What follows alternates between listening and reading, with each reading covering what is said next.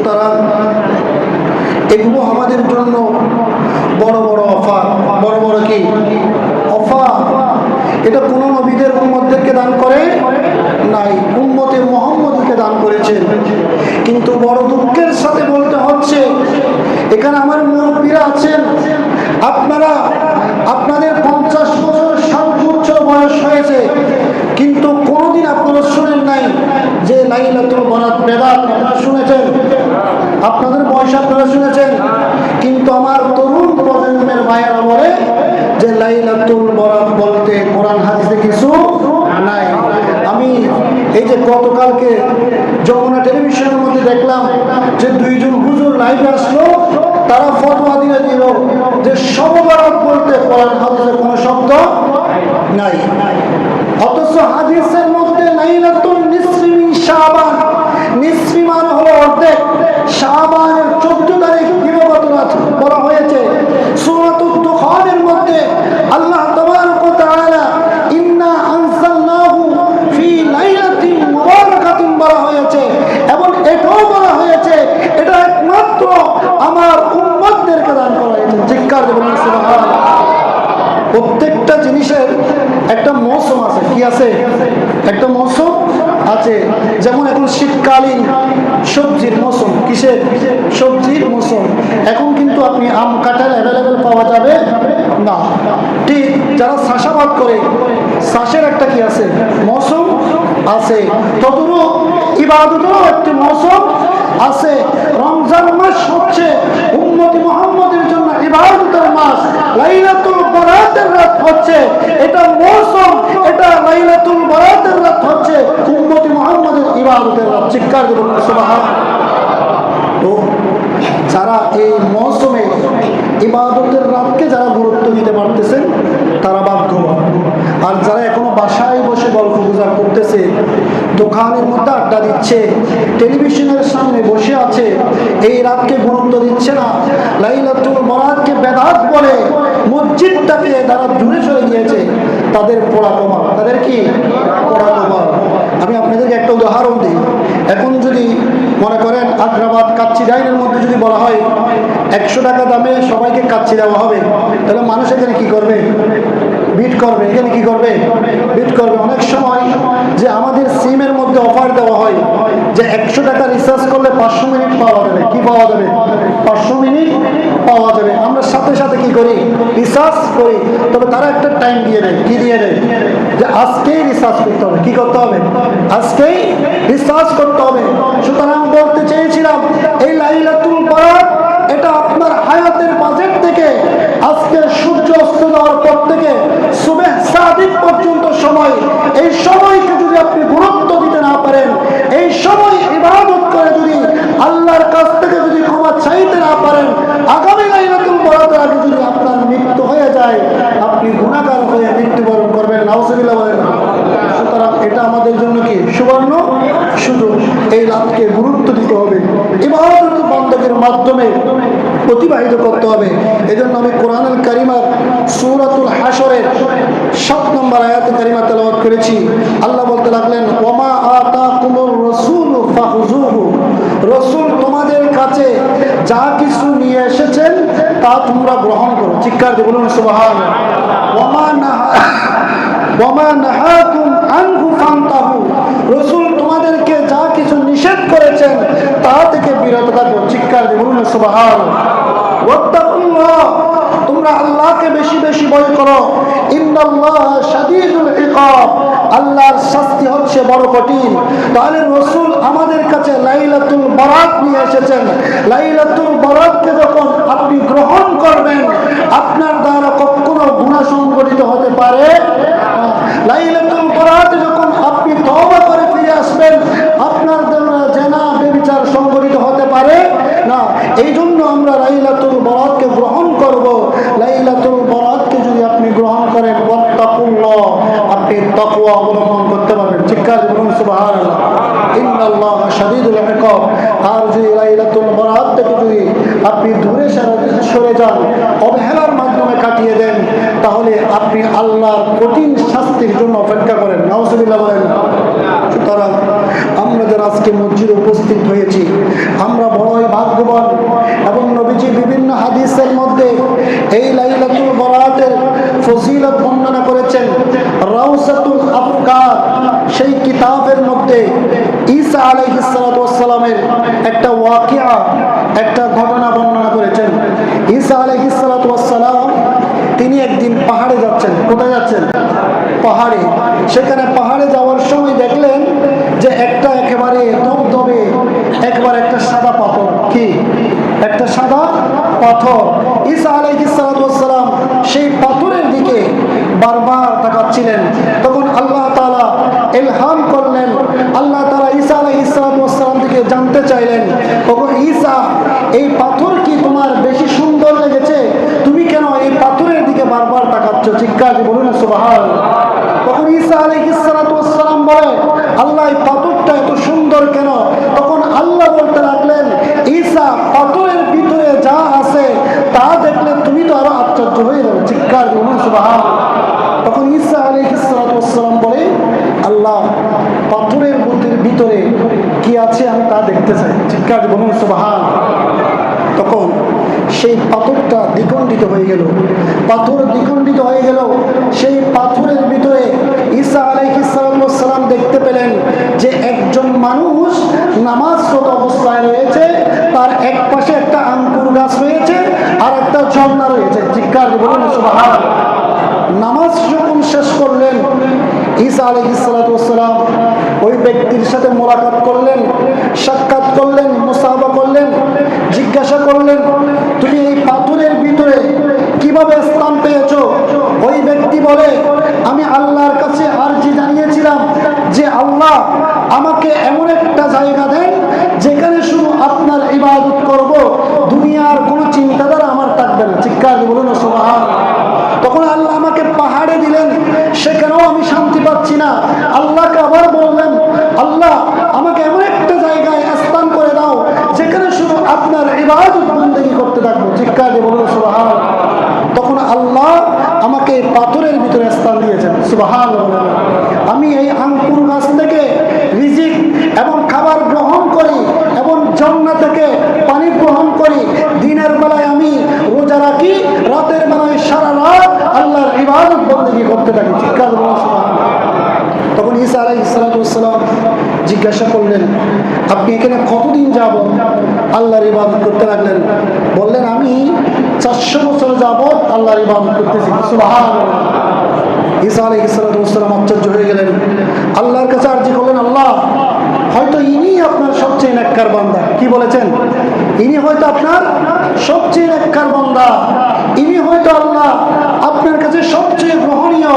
তখন আল্লাহ জবাব দিতে লাগলেন, মান সাল্লা লাইলাতান নিসফা মিন শাবান মিন উম্মতি মুহাম্মাদিন রাকাতাইনি ফাহুয়া আফদালু মিন ইবাদাতিহি 400।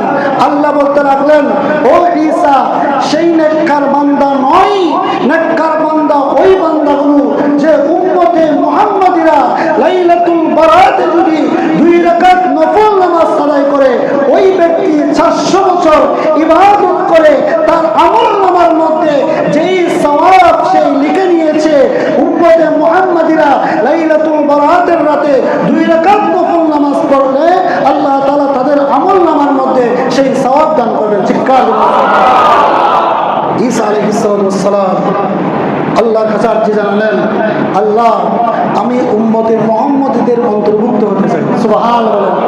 এই জন্য আল্লাহ তাআলা ঈসা আলাইহিস সালামকে আবার দুনিয়ায় পাঠাবেন। কোথায় পাঠাবেন? দুনিয়ায় পাঠাবেন আমাদের নবীর উম্মত হয়ে। চিৎকার দিয়ে বলুন সুবহানাল্লাহ। তাহলে আমরা ভাগ্যবান নাকি? আমরা ভাগ্যবান না, কিন্তু আমরা গুরুত্ব দিচ্ছি না। ফ্রিতে পাইছি তো, এই জন্য কি দিচ্ছি না? গুরুত্ব দিচ্ছি না। মূসা আলাইহিস সালামের এই উম্মত 400 বছর ইবাদত করেছে, তার আমলনামায় যে সওয়াব পাবে, আর আপনি আজকের রাতে 2 রাকাত নফল নামাজ পড়লে সেই সওয়াব আপনার আমলনামার মধ্যে দান করবেন। চিৎকার দিয়ে বলুন সুবহানাল্লাহ। এবং ইবনে মাজাহ শরীফের মধ্যে হাদিস শরীফ এসেছেন, হযরতে আলী ইবনে আবি তালেব আলী রাদিয়াল্লাহু তাআলা হাদিস বর্ণনা করেছেন। তিনি বলতে লাগলেন, ফাকুমু লাইলাহা ওয়াসুমু নাহারাহা। লাইলাতুল নিসফ মিন শাবান যখন আসবে, ফাকুমু লাইলাহা, তোমরা রাতের বেলা ইবাদত করবে, ওয়াসুমু নাহারাহা, তোমরা দিনের বেলায় কি করবা? রোজা রাখবা। চিৎকার দিয়ে বলুন সুবহানাল্লাহ। ও ফাইন্নাল্লাহা ইয়ানজিলু ফিহা লিগুরুবিশ শামসি ইলা সামাইদ দুনিয়া। লাইলাতুল নিসফ মিন শাবান যখন আসবে, সূর্য যখন ডুবে যাবে, সূর্য যখন অস্তমিত হয়ে যাবে, তখন মহান রব্বুল আলামিন পৃথিবীর আসমানের মধ্যে চলে আসবেন। চিৎকার দিয়ে বলুন সুবহানাল্লাহ। এবং কি করবে এসে? ফায়াকুলু আলা মিন মুস্তাগফিরলি ফাগফির লাহু। আল্লাহ ঘোষণা করবেন, হে আমার বান্দারা, তোমাদের মধ্যে কে আছো আজকে ক্ষমা প্রার্থনা করবে, নিজের গুনার কথা বলে বলে আমি আল্লাহর কাছে কান্নাকাটি করবে, নিজেকে লজ্জিত মনে করবে, নিজের চোখের পানি ফেলবে, ফাগফির লাহু, আমি আল্লাহ আজকে তাদেরকে ক্ষমা করব। চিৎকার দিয়ে বলুন সুবহানাল্লাহ। তাহলে কে বলতেছে? যেটা আল্লাহ বলতেছে, বান্দাদেরকে ডাক দিয়ে বলতেছে, তোমাদের মাঝে কে আছো আমার কাছে আজকে ক্ষমা চাইবে, আজকে নিজের গুনার কথা স্মরণ করতে লজ্জিত হবে, ফাগফির লাহু, আমি আল্লাহ তাদেরকে ক্ষমা করে দেব। সুবহানাল্লাহ। ইল্লা মুস্তারজিকুন ফারযাকাহু, তোমাদের মাঝে কে আছো যে রিজিক তালাশ করবে, অভাবের মধ্যে আছো, আজকের রাতে আমি আল্লাহর কাছে রিজিক চাইবে, ফারযাকাহু, আমি আল্লাহ আজকে তাকে রিজিক দান করব। চিৎকার করুন সুবহানাল্লাহ। আলা মুবতালান ফাআফিয়াহু, তোমাদের মধ্যে কে আছো বিপদগ্রস্ত, বিপদের মধ্যে আছো, কে আছো আজকে বিপদ থেকে মুক্তি চাইবে, আমি আল্লাহ আজকে তাকে বিপদ থেকে মুক্তি দিয়ে দেব। চিৎকার করুন সুবহানাল্লাহ। আলা কাজা আলা কাজা, হাদিস শরীফের মধ্যে বলতে লাগলেন, সূর্য অস্তমিত হওয়ার পর থেকে সুবহ সাদিক পর্যন্ত, ফজরের আযান পর্যন্ত আল্লাহ তার বান্দাদেরকে এইভাবে ডাকতে থাকেন, কে আছো গুনাহ মাফ চাইবে, কে আছো রিজিক চাইবে, কে আছো রোগ থেকে মুক্তি চাইবে, আজকের রাতে আমি পৃথিবীর আসমানে এসেছি তোমাদেরকে রিজিক দেওয়ার জন্য, তোমাদের গুনাহগুলো মোচন করে দেওয়ার জন্য, তোমাদের বিমারকে সেবা দেওয়ার জন্য। চিৎকার করে আল্লাহুম্মা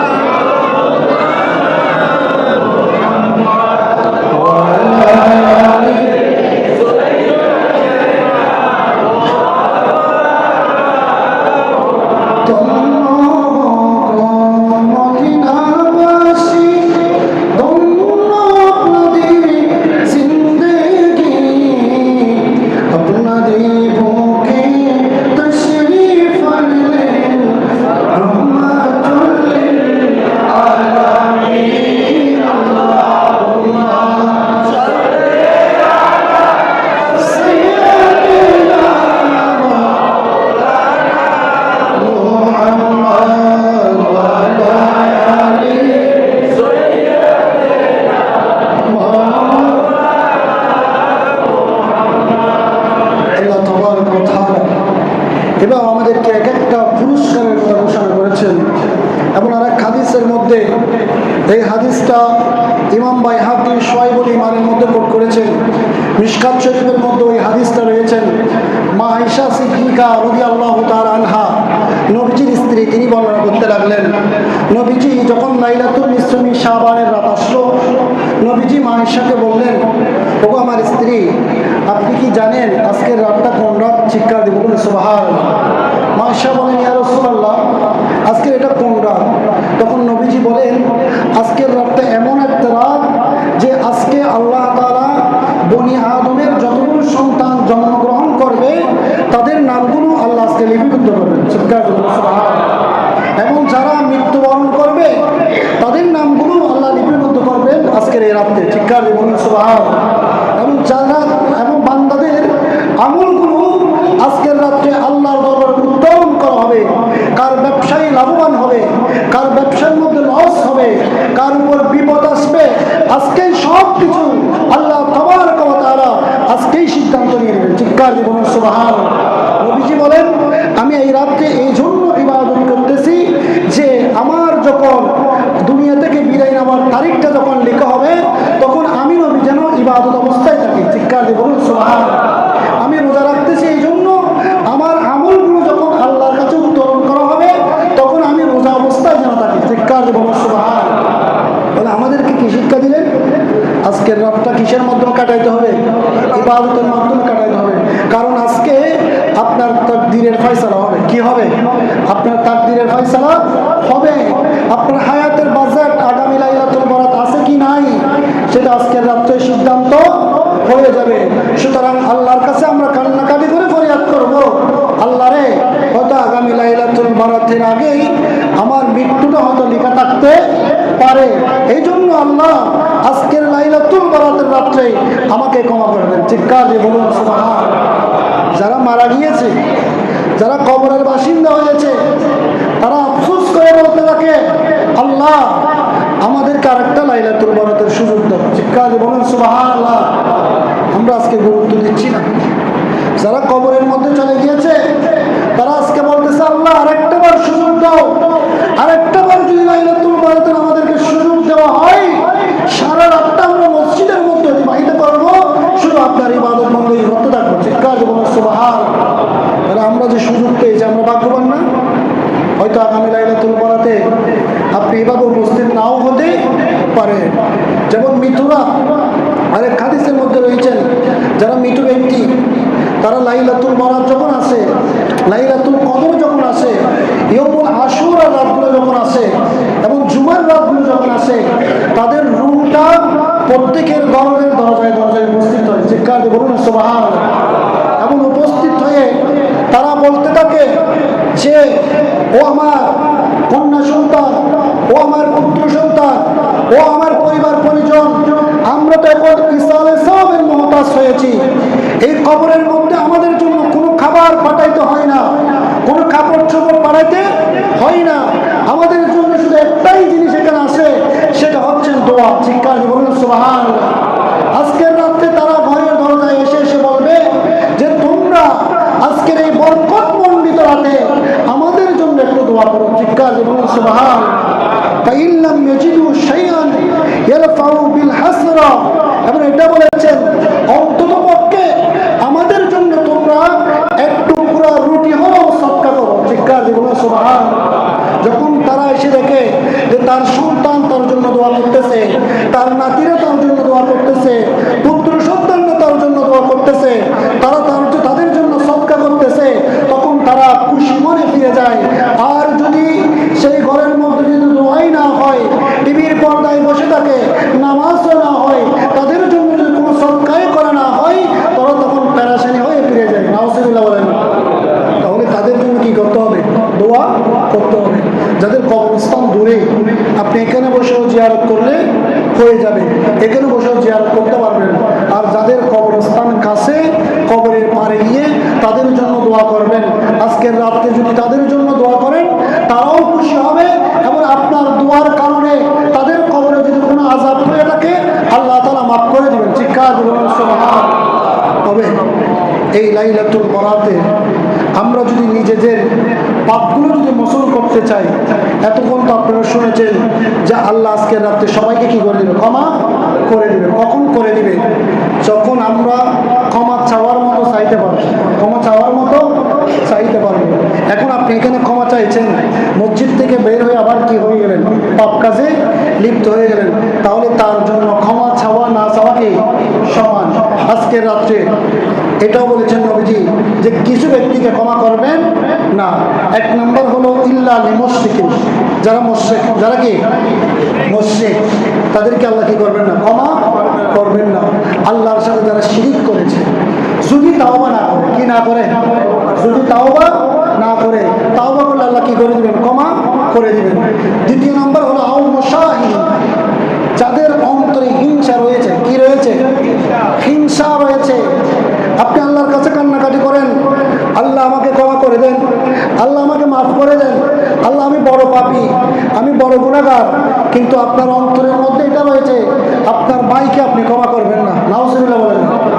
ভাইয়ের সাথে আপনি কথা বলেন না, 3 বছর 4 বছর হয়ে যাচ্ছে, ভাইয়ের চেহারা আপনি দেখতে পারেন না, আপনার অন্তরে হিংসা রয়েছে। ব্যবসায়ীকে হিংসা করে, যাদের টাকা আছে টাকাওয়ালাকে হিংসা করে, এক হুজুর আর এক হুজুরকে কি করে, হিংসা করে। এই হিংসা যদি দূর করতে না পারেন, তাহলে নবীজি বলতে লাগলেন আপনি ক্ষমা পাওয়ার যোগ্য নয়। লাইলাতুল বরাত হচ্ছে এই জন্য যে আপনার অন্তরকে পরিষ্কার করতে হবে, শুধু ক্ষমা চাওয়ার জন্য নয়। অন্তরকে যখন পরিষ্কার করবেন, হিংসা থেকে যখন আপনি বেরিয়ে আসবেন, তখন আল্লাহ আপনাকে ক্ষমা করবেন। চিৎকার দিয়ে বলেন সুবহানাল্লাহ। নবীজি হাদিসের মধ্যে বলেছেন ইয়াকুম ওয়াল হাসাদ ফাইনাল হাসাদা ইয়াকুলুল হাসানাত কামা তাকুলুন নার হাতাব। হিংসা এমন এক জিনিস যে আগুন যেভাবে লাকড়িকে জ্বালিয়ে দেয়, আগুন কি করে দেয়, লাকড়িকে জ্বালিয়ে দেয়। হিংসা মানুষের আমলগুলো জ্বালিয়ে দেয়। কি জ্বালিয়ে দেয়, আমলগুলো জ্বালিয়ে দেয়। আপনি যত বড় নামাজি হন না কেন, আপনি যত বড় মুত্তাকি হন না কেন, আপনার অন্তরে যদি হিংসা থেকে যায়, তাহলে আপনার সেই আমলগুলো যেভাবে আগুন লাকড়িকে জ্বালিয়ে দেয়, সেভাবে জ্বালিয়ে দেবেন। নাউজুবিল্লাহ বলেন। তারপর বলেছেন নবীজি ওয়া আকুকুল ওয়ালিদাইন, যারা মা বাবাকে আঘাত দিবে, যারা কি দিবে, মা বাবাকে আঘাত দিবে, তারা আজকে সবরাতের রাত্রেও ক্ষমা পাওয়ার যোগ্য নয়। আল্লাহ নিজেই বলতে লাগলেন যতক্ষণ পর্যন্ত তোমার মা বাবা তোমাকে ক্ষমা করবে না, ততক্ষণ আমি আল্লাহ ক্ষমা করব না। অনেক ছেলে আছে তাহাজ্জুদের নামাজ পড়ে, রোজা রাখে, যাকাত দেয়, হজ করেছে, কিন্তু মা বাবা তার উপর অসন্তুষ্টি। মা বাবা কি তার উপরে অসন্তুষ্টি। নবীজি বলতে লাগলেন লাইলাতুল বরাতের রাত্র তার জন্য ক্ষমা নাই। যদি তার মা বাবা তাকে ক্ষমা করে, তখন আল্লাহ ক্ষমা করে দেবেন। চিৎকার সুবহানাল্লাহ। সুতরাং আমাদের জন্য শিক্ষা নিয়ে বিষয় হবে, যাদের মা বাবা বেঁচে আছে আজকে গিয়ে পা ধরে বলবেন মা আমাকে ক্ষমা করে দেন। কি করে দেন, মা আমাকে ক্ষমা করে দেন, বাবা আমাকে ক্ষমা করে দেন। আপনি ক্ষমা না করলে স্বয়ং আল্লাহ ক্ষমা করবো না। এই লাইলাতুল বরাত আমার নসিব হবে না। মা বাবা যদি ক্ষমা করে দেয়, আল্লাহর সাথে সাথে আপনার গুনাহগুলো ক্ষমা করে দেবেন। জিজ্ঞাসা করবেন সুবহানাল্লাহ। এরপরে নবীজি বলেছেন যে যারা টাকনুর নিচে কাপড় পরে, কিসের নিচে, টাকনুর নিচে, অনেকে আছে টাকনুর নিচে কি করে, কাপড় পরে। মাসালা জেনে রাখবেন, টাকনুর নিচে কাপড় পরা পুরুষদের জন্য হারাম, পুরুষদের জন্য কি হারাম। এবং নবীজি এটা বলেছেন যারা টাকনুর নিচে কাপড় পরিধান করে লাইলাতুল বরাতের রাত্রেও তাদেরকে ক্ষমা করবেন। নাউজুবিল্লাহ বলেন। সুতরাং আমাদেরকে সতর্ক থাকতে হবে। অনেক যুবক ভাইয়ের আছে যে নামাজ পড়ার সময় কাপড়টা ভরে দিবে, আবার নামাজ শেষ কাপড়টা কি করে দিবে, নামিয়ে দিবে। অথচ শরীয়ত হচ্ছে যে সর্ব অবস্থায় পুরুষের কাপড় টাকনুর উপরে থাকতে হবে। চিৎকার বলুন সুবহানাল্লাহ। আর মহিলার কাপড় কোথায় থাকতে হবে, টাকনুর নিচে থাকতে হবে। এখন শরীয়ত উল্টো হয়ে গেছে, মহিলারা গেছে টাকনুর উপরে, পুরুষের ফ্যান গেছে পায়ের তলে। নাউজুবিল্লাহ বলেন না। সুতরাং এটা আমাদেরকে জেনে রাখতে হবে। আপনি নামাজ পড়েন ঠিক আছে, অনেকে জানে না সতর কতটুকু। নাভি থেকে হাঁটুর নিচ পর্যন্ত হবে পুরুষের সতর। কি পর্যন্ত, নাভি থেকে হাঁটুর নিচ পর্যন্ত। অনেকে নামাজ পড়ে ঠিক আছে, কিন্তু প্যান্টটা পরে একেবারে কোথায়, কোমরের মধ্যে। শার্ট একটা পরবে হাফ শার্ট, যখন সিজদায় যাবে তখন সতর পর্যন্ত দেখা যায়। নাউজুবিল্লাহ বলেন। নামাজ তো তখন বাকি গেছে। অনেক যুবককে আমি দেখি সেরকম, প্যান্ট পরছে কোথায়, কোমরে, শার্ট পরছে হাফ শার্ট, যখন সেই সিজদা গেছে শার্ট উপরের দিকে উঠে গেছে, প্যান্টটা কোথায় নামে গেছে, নিচের দিকে নামে যাচ্ছে। পিছনে কি দেখা যাচ্ছে, সতর দেখা যাচ্ছে। নামাজও গেছে, উজু গেছে, সব কিছু গেছে। এটা আমাদেরকে খেয়াল রাখতে হবে। আপনি প্যান্ট পরবেন কোথায়, টাকনুর উপরে, আর এদিকে নাভির উপরে কোথায়, নাভির উপরে, নাভির নিচে কখনো কাপড় পরবেন না, কারণ পুরুষের সতর্ক হচ্ছে নাভি থেকে হাঁটু পর্যন্ত। এই মশালাটা খেয়াল রাখবেন। এরপরে নবীজি বলেছেন, যারা মদ পান করে, যারা কি করে, মদ পান করে, তাদেরকেও লাইলাতুল বরাতে ক্ষমা করা হবে না, যদি কি না করে, তাওবা না করে। তাওবা করলে আল্লাহ কি করে দিবেন, ক্ষমা করে দিবেন। অনেকে বলেছে হুজুর মদ মাঝে মধ্যে খাই, কন্টিনিউ খাই না। অনেকে বলেছে মদ খাই না, ইয়াবা তিয়াবা খাই, এ ধরনের কথাও শোনা যায়। আপনি নেশাগ্রস্ত যে কোনো জিনিস যদি আপনি পান করেন, সেটা ইসলামের মধ্যে হারাম ঘোষণা করেছেন। নাউজুবিল্লাহ বলেন না।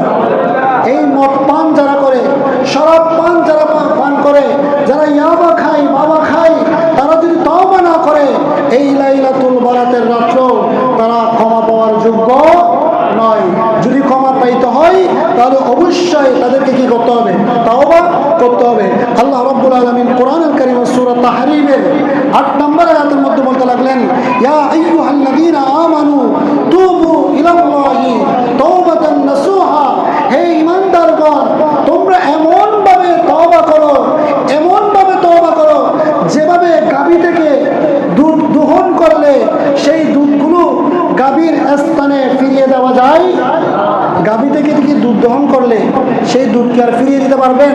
তোমরা গুনাহ থেকে এভাবে বেরিয়ে আসো যে আজকের রাত্রে এমন ভাবে তওবা করবে, আল্লাহ এই লাইলাতুল বরাতের রাত্রে আমি এমন ভাবে তওবা করতেছি আর কোনোদিন সব পানের ডাকে পাশেও যাব না, তখন আল্লাহ আপনাকে ক্ষমা করে দেবেন। চিৎকার দিবেন সুবহান। আজকের রাত্রে যদি আপনি তওবা করতে পারেন, আল্লাহ আজকে আমার অন্তরটা পরিষ্কার করে দেন, আমার ভাইয়ের সাথে দীর্ঘ 3 বছর 2 বছর কথা বলি নাই, আজকে যদি ফোন দিয়ে বলেন ভাই আমাকে ক্ষমা করে দেন, আল্লাহ বলতে লাগলেন তোর তওবা আমি কবুল করে নিলাম। চিৎকার দিবেন সুবহান। মাকে কষ্ট দিয়েছেন, বাবাকে কষ্ট দিয়েছেন, যারা মারা গিয়েছে তাদের কবরে গিয়ে কান্নাকাটি করবেন, আর যারা জীবিত আছে আজকে তাদের কদম ধরে বলেন, মা আমি না বুঝে কষ্ট দিয়েছি, আজকের এই লাইলাতুল বরাতে আপনি আমাকে ক্ষমা করে দেন, আর কোনোদিন আপনাকে কষ্ট দিব না। তখন আল্লাহ বলতে লাগলেন, যেখানে তোমার মা বাবা খুশি হয়ে যাবে সেখানে আমি আল্লাহও খুশি হয়ে যাবো। চিৎকার দিবেন সুবহান। এভাবে আমরা যদি তওবা করে ফিরে আসতে পারি, তওবা করে কি আসতে পারি, ফিরে আসতে পারি, তাহলে আল্লাহ আমাদেরকে ক্ষমা করে দিবেন। কারণ আল্লাহ তো রহিম, আল্লাহ তো রহমান। বান্দা তুই 60 বছর নামাজ পড়স নাই, মসজিদের ডাকে কাছেও যাস নাই, কিন্তু যখন বুঝতে পারছস আমি আল্লাহর কাছে যখন তওবা করে ফিরে আসছস, যখন মসজিদে পড়ে থাকস, তখন আমি আল্লাহ তার সহ্য করতে পারি না, বান্দা তোকে আমি জীবনের গুনাহগুলো মাফ করে দিলাম। চিৎকার। আল্লাহ চাইলে ক্ষমা করতে পারে না? আল্লাহর ক্ষমতা আছে কিনা? আমাদের আল্লাহ হচ্ছে অসীম ক্ষমতার মালিক, কারণ আল্লাহ তো সুবহান। আল্লাহ কি? আল্লাহ তো সুবহান, পুত পবিত্র। একটা ঘটনা বলি আমি। একজন মহিলা ছিল, একদম একেবারে জেনাকারী, সবসময় জেনার কাজের মধ্যে কি থাকতো, লিপ্ত থাকতো। যখন লাইলাতুল বরাত আসতো এমনভাবে কান্নাকাটি করেছে, সেটা একেবারে সূর্য অস্তমিত হওয়ার পর থেকে ফজর পর্যন্ত ওই মহিলা কান্নাকাটি করেছে। ওই মহিলা কান্নাকাটি করার পরে ফজরের নামাজ আদায় করে যখন মহিলা ঘুমিয়ে পড়লেন, তখন আল্লাহ তাকে স্বপ্নের মাধ্যমে বলতে লাগলেন যে আজকে থেকে তোমার তওবা এমনভাবে কবুল হয়েছে যে তোমার জীবনের যতগুলো পাপ করেছ সবগুলো আমি আল্লাহ ক্ষমা করে দিলাম। চিৎকার করে সুবহান। ওই মহিলা ওই দিন থেকে কোনদিন আর বাসা থেকেও বের হয় না। চিৎকার করে সুবহান। আল্লাহ তো কোরআনের মধ্যে বলে দিয়েছেন যে সূরাতুল জুমারের 53 নম্বর আয়াতের মধ্যে আল্লাহ বলতে লাগলেন, কুল ইয়া ইবাদিয়াল্লাযিনা আসরাফু আলা আনফুসিহিম লা তাকনাতু মির রাহমাতিল্লাহ ইন্নাল্লাহা ইয়াগফিরু যুনুবা জামিআ ইন্নাহু হুয়াল গফুরুর রহিম। আল্লাহ বলতে লাগলেন, নবী আপনি আপনার উম্মতদেরকে বলে দেন, আমার বান্দাদেরকে বলে দেন, তারা যত বড় গুনাহ করো, যত বড় অপরাধ করো, লা তাকনাতু মির রাহমাতিল্লাহ, আমি আল্লাহর রহমত থেকে তারা যেন নিরাশ না হয়। চিৎকার বলুন সুবহান। এখানে শয়তান আমাদেরকে ধোঁকা দেয়। শয়তান বলে যে তুই পাপী বান্দা, তুই তো সবসময় গুনাহ করস, তুই মসজিদে যাস না, তোর দোয়া কবুল হবে না। এখানে শয়তান আমাদেরকে একটা ধোঁকা দেয়, আর একটা ধোঁকা দেয় শয়তান কি বলে যে তুই গুনাহ কর, কি কর, গুনাহ কর, আল্লাহ তোকে কি করে দিবে, মাফ করে দিবে। এই দুইভাবে আমাদেরকে শয়তান ধোঁকা দেয়। একটা বলে যে তুই পাপী বান্দা, তুই মসজিদে যাস না, তোর দোয়া কবুল হবে না, আর একটা বলে যে তুই গুনাহ করতে থাক, করে দিবে, মাফ করে দিবে। এই জন্য আল্লাহ ডাইরেক্ট কোরআনের মধ্যে বলতে লাগলেন, লা তাকনাতু মির রাহমাতিল্লাহ, ও আমার বান্দা, গুনার পাহাড় যদি সমুদ্র পরিমাণ হয়, সেই গুনার পাহাড় নিয়ে যখন তোর চোখের পানি যখন জমিনে পড়বে, তখন আমি কুদরতের আল্লাহ সহ্য করতে পারি না, তোর গুনাহগুলো ক্ষমা করে দেবো। চিৎকার করে আজকের রাত সেই রাত, চোখের পানি ছেড়ে কান্নাকাটি করবেন এবং কোরআন তেলাওয়াত করবেন। এবং আমাদের প্রত্যেকের জীবনে আমরা ভুলে মরা জীবন, আমরা গুনাহ ছাড়া কেউ নাই। আমাদের হিংসাও আছে, অহংকারও আছে, মা বাবার অবদ্ধতাও আছে, আমরা সুদের সাথেও জড়িত, আমরা ব্যভিচারের সাথেও জড়িত, আমরা গুনাহ ছাড়া কেউ নাই। তবে আমরা চেষ্টা করব তওবা করে যাতে ফিরে আসতে, এমনভাবে আমরা তওবা করব আল্লাহ যাতে আমাদেরকে তওবাতুন নসুহা হিসেবে কবুল করে। চিৎকার করে সুবহানাল্লাহ। আল্লাহ আমাদের প্রত্যেককে কবুল করুন। আমাদের বেশি বেশি আজকের এই রাত্রে ইবাদত বন্দী করার তৌফিক দান করো এবং আজকের রাত থেকে শিক্ষা নিয়ে আমাদের জীবনে যতগুলো ভুল রয়েছে সেইগুলো থেকে ফিরে আসে সঠিক জীবনে আমাদের জীবনকে পরিচালনা করার তৌফিক দান করো। ইয়া নবী সাল্লাল্লাহু